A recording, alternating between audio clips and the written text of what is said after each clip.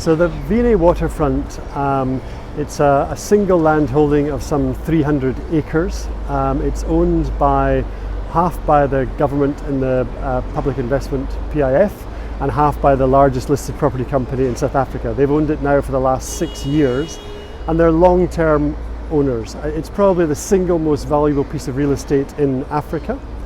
And in total it's about 600,000 square meters, 250 buildings. But what's beautiful about it, it's a 350-year-old historic harbour, and the development is happening in the original harbour of Cape Town, and it's being done as a combination between the historic buildings and the new buildings.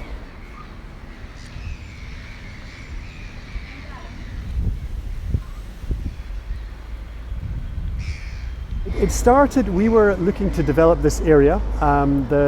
The grain silo and elevator building, they were built in 1920, and the purpose was that the grain was gathered from around Africa, brought in by rail, stored here, then sold and shipped out to the world.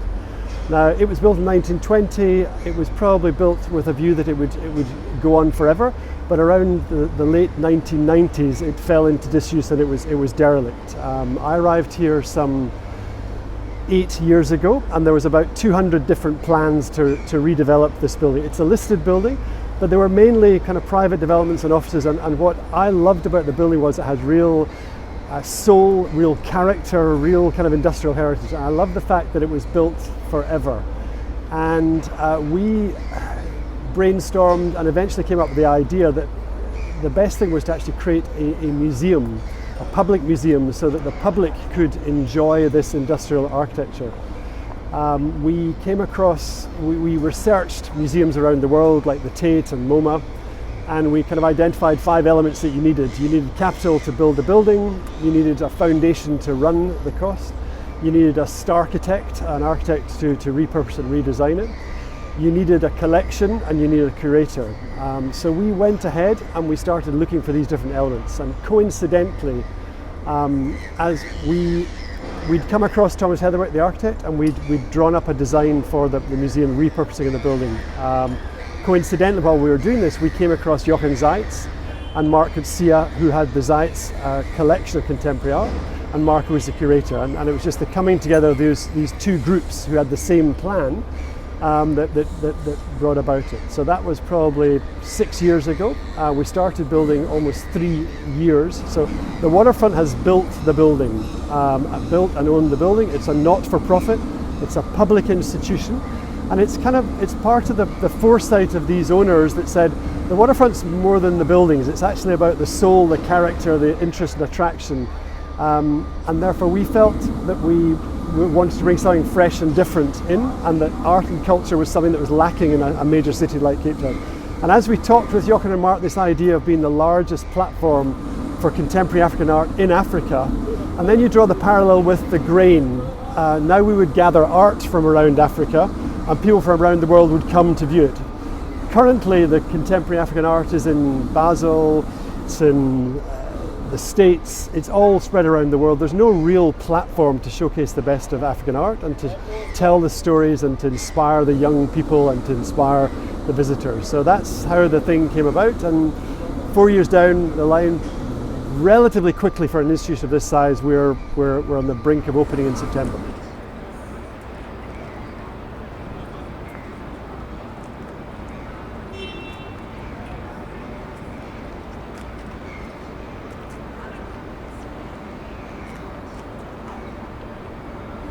I think it was a very challenging project in the sense that we wanted to celebrate and enjoy the sort of silo architecture, and I think this is where Heatherwick's vision and genius is coming, because nowhere in the world, there's many silo conversions, but nowhere in the world do you actually repurpose such that people can actually appreciate how they worked, so that the inner workings of it.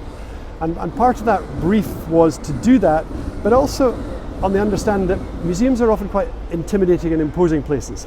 So we wanted to have some sort of draw that people wanted to come into the museum, and that's where the architecture and the plunger elevators and the corkscrew, it's exciting, it's special, and that will draw people in, and thereafter then they'll look at the artwork. The challenges involved in this project have been, I think they're much more complex than we'd ever imagined when we got into it. I mean, when an architect produces a plan, it looks fantastic, and he talks about a hot knife through butter, and how he wants these smooth edges, but actually the practicality of effectively almost deconstructing 46 of these tubes, of shuttering and lining the external to give it the stability, and then the sort of carving and creation. Literally, you know, building is actually a very gritty, earthy function. It's not hot knives through butter. It's men hanging from ropes and working in very difficult conditions, smashing through 100-year-old concrete and reinforcing bars. But it has, I think, credit to the engineering team, credit to the construction team. This is leading, cutting edge work that they've done, and they've followed the architect's brief almost entirely. I'm not sure if you've seen the architect's impressions, but actually it's one of the few occasions where the building has come out better than the architect's impression. And I think that's what you get when you repurpose an existing building. What you can't see on paper, you can't, the sort of signage, the pitted nature of the concrete, the character of that concrete, and the rusting doors and buildings, you can't create that. It's only an historic building that's been lived in and used for almost 100 years that gives you that kind of soul and character. Yeah, it's really fantastic. It's fantastic outside and then fantastic inside. And you know, this grain idea looks obvious now, but I think it wasn't that obvious in the beginning. I think the architects had a lot of to think about how to what to do with it. You know. No, absolutely, and I think Thomas Heatherwick. All credit to Thomas. He is a visionary. A lot of people said, "Why didn't you use a South African architect?" We've used 3 architects, but Thomas had the vision, and I think the South African architects who come say, we just wouldn't have been as bold as this. I mean, how bold that is to carve out those silos. And nobody, I don't think, will quite work out that it is a grain of corn that he's used and exploded that and then carved in that. But yeah, no, absolute genius, absolute incredible vision.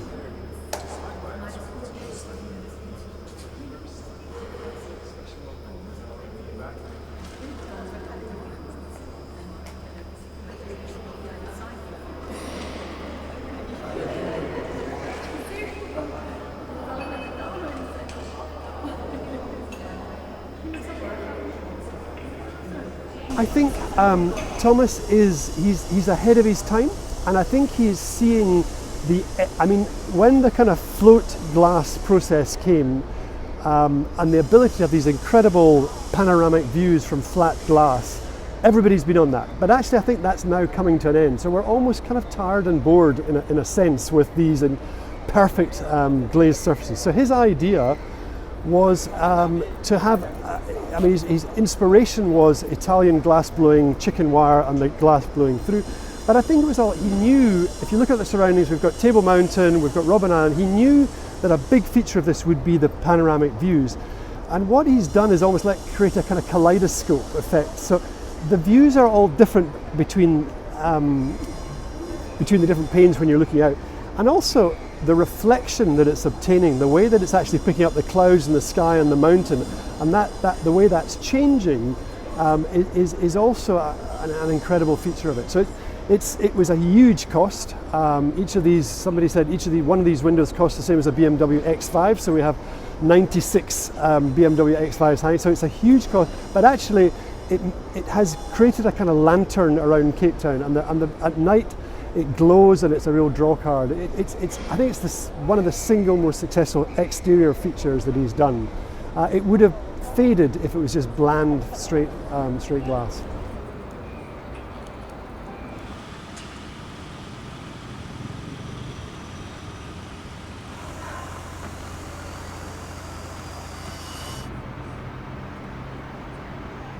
As we were talking earlier, I think this coming together of art, architecture and kind of building technology is fantastic, and I feel there's a balance here. When you walk around the galleries, they're perfect. They're perfect galleries. There's no compromise in the gallery space.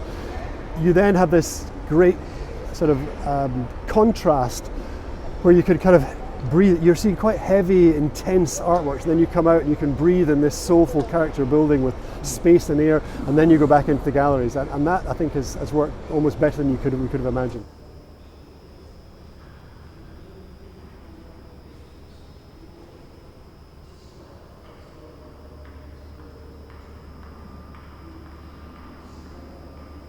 I also like the surroundings, so with these old ships and everything. So Yeah. it's really I think one of the things about the V&A Waterfront, it's 25 years old. The vision people had at that time to preserve the authenticity. At that time, there was developments such as Darling Harbour in Australia, where they were kind of concreting over everything, knocking down the old buildings. It took real vision and courage, because there was a smell. They were dirty. They looked bad.